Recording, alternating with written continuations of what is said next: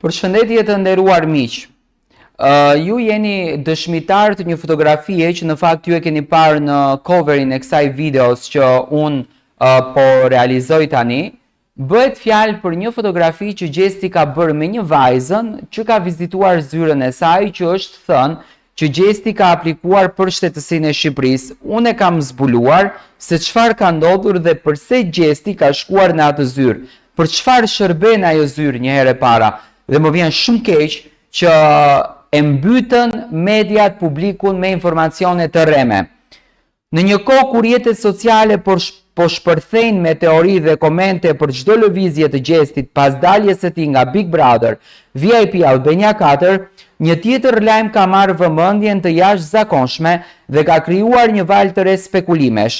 Bëhet fjalë për një fotografi të publikuar në rrjetet sociale, ku Gjesti shfaqet pranë një vajze të panjohur dhe menjëherë nisën thashë themet se ai ndodhej në një institucion shtetëror ku do të aplikonte për shtetësinë shqiptare.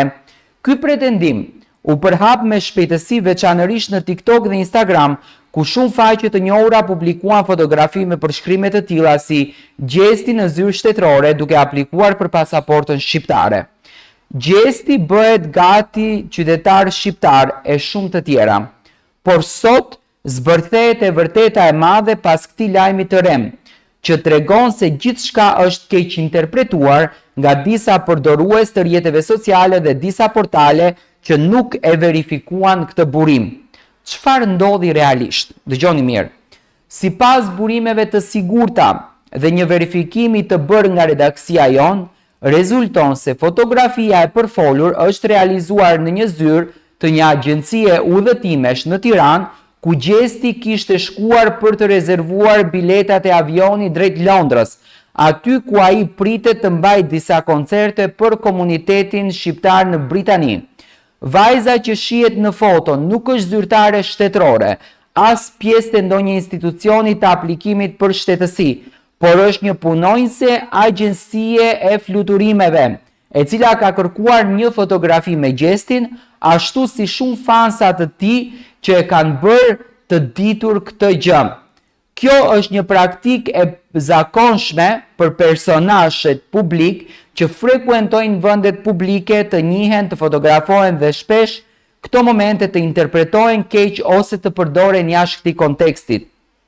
Kjo fotografi e publikuar fillimisht të një profilit personal dhe më pas e ripostuar nga faqe të ndryshme ros, është shndruar gabimisht në një provë se Gjesti ndodhej në një procedurë ligjore për të marrë në shtetësinë shqiptare. Kjo ndodhi pa asnjë fakt konkret, pa asnjë dokument dhe pa asnjë deklaratë nga vetë Gjesti apo ndonjë përfaqësues i tij ligjor apo artistik. Ndërkohë që disa media dhe faqe të fansave morën këtë si një shenjë të një hapi të madh drejt jetës shqiptare të Gjestit, të vërtetat që qëndrojnë pas fotografisë tregojnë qartë se kemi të bëjmë me një rast tipik të keq informimit dhe manipulimit mediatik, ku çdo detaj i vogël për një figurë publike shndërrohet në një lajm të madh. Në vend që të aplikojë për shtetësi, Gjesti po përgatitet intensivisht për një sër angazhimesh muzikore në Europë, konkretisht edhe në Londër, ku do të performojë për publikun shqiptar që jeton në Mbretërinë e Bashkuar. Burimet tona konfirmojnë se ky është fokusi kryesor i tij për momentin, së bashku me përgatitjen e videoklipit të parë, për të cilin ka marrë mbështetje nga produksionin i cili e ka ndjekur karrierën e tij pas Big Brother, VIP Albania 4, i cili është Top Channel. Koncertet në Londër janë pjesë e strategjisë së tij për të ndërtuar një prani të fortë ndërkombëtare, duke shfrytzuar popularitetin e fituar në Shqipëri dhe Kosovë për të depërtuar edhe në tregjet shqiptare jashtë vendit. Kjo do të jetë një mënyrë për të konfirmuar veten si artist përtej embri që ka ndërtuar në një reality show. Ky rast është një shembull i qartë se sa lehtë mund të shpërndahet një lajm i rrem, veçanërisht kur bëhet fjalë për figura publike që janë në vëmendjen e publikut dhe mediave, ndërsa interesi për jetën dhe veprimtarinë e Gjestit është i kuptueshëm. Është po aq e rëndësishme që informacionet të merren nga burime të besueshme dhe të verifikohen përpara se të përhapen.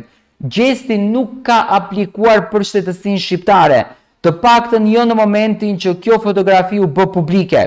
Ajo që ndodhi ishte një veprim i përditshëm, rezervimi i një bilete fluturimi për në Londër, i cili u keq interpretua si një proces aplikimi për në shtetësi, vetëm për faktin që po shoqërojmë në një foto të papërpunuar dhe një vajzë që nuk dihej kush ishte.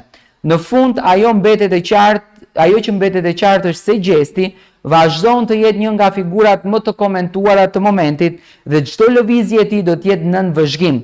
Por është detyrë e mediave dhe publikut të bëjnë dallimin midis lajmit të vërtet dhe spekulimit të lehtë, që shpesh i shërben vetëm klikimeve.